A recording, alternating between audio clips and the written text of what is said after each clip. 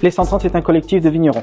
L'objectif des 130, c'est vraiment de implanter la viticulture dans la région des Hauts-de-France, qui n'est pas quand même une région très viticole, malgré qu'il y a plus de 200 ans, les vignes étaient déjà apparues. C'est comme un retour aux sources, et pouvoir montrer aussi que dans la région, on est capable de faire du vin de bonne qualité, et que grâce ou malgré le réchauffement climatique, on doit s'adapter et pouvoir justement installer une filière et la pérenniser au fur et à mesure. Le but est de valoriser quand même le territoire de la région des Hauts-de-France. Sur les 4 départements, on est implanté. Les vignes vont quand même de Lens jusqu'à Saint-Omer, ça nous donne quand même un gros étendu. Et on arrive à avoir des caractéristiques spécifiques au fur et à mesure des années de récolte. Nous sommes sur des terrains argilo-calcaires, donc on sélectionne quand même nos parcelles. La vigne n'a pas besoin de terrains très riches, elle a besoin de terrains un peu difficiles justement pour être pérenne dans le temps. L'avantage que nous avons ici, c'est qu'on retrouve ces genres de parcelles qui sont très qualitatives parce qu'elles n'ont pas été utilisées pendant plusieurs années. Vu les climats qu'on a, maintenant, on a quand même une certaine caractéristique du chardonnay que nous n'avons pas dans d'autres régions. Ah, c'est pour motiver, ouais. Un bon raisin, aujourd'hui, on a la chance, je dirais, par rapport à l'année 2025, on a vraiment, je dirais, un raisin super sain. Après, un beau raisin, on voit regardez, les couleurs un peu prunes. Et donc, les 130 sont venus déjà une première fois faire un échantillon par rapport au degré. Et là, on voit que le raisin est bien mûr.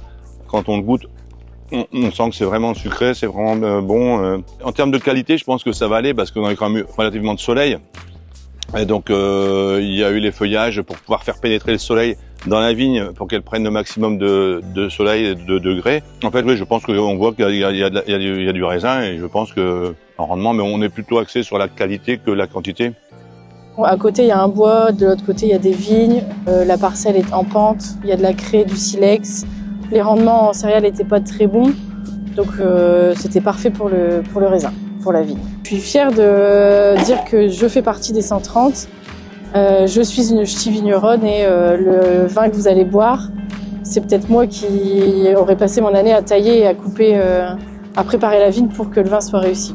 La chance qu'il y a dans les 130, c'est qu'il y a quand même pas mal de femmes. C'est un travail quand même méticuleux. Je sais que nous, l'année dernière, on est passé avec un petit couteau pour faire sauter chaque petit grain qui commençait à s'abîmer.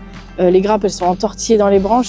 Au final, c'est bien d'avoir des petites mains pour prendre soin des vignes.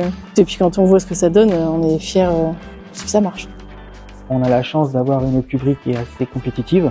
Donc on travaille avec soit de l'inox, soit du béton ou bien du bois, avec les barriques ou les foudres.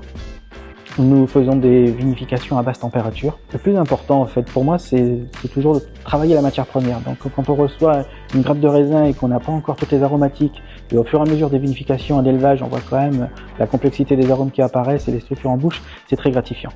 Parce qu'on voit apparaître quand même quelque chose, c'est une création, on est fier de ce qu'on fait, et passionné aussi parce qu'il faut être à l'écoute du produit. Le but c'est quand même de développer aussi le no-tourisme. Donc les visites guidées font déjà partie, les dégustations aussi. Donc goûtez nos vins, vous serez agréablement surpris. Nous avons pour tous les palais, donc n'hésitez pas, venez déguster, le caveau est ouvert, venez voir dans notre région ce qu'on est capable de faire avec le matériel qu'on a.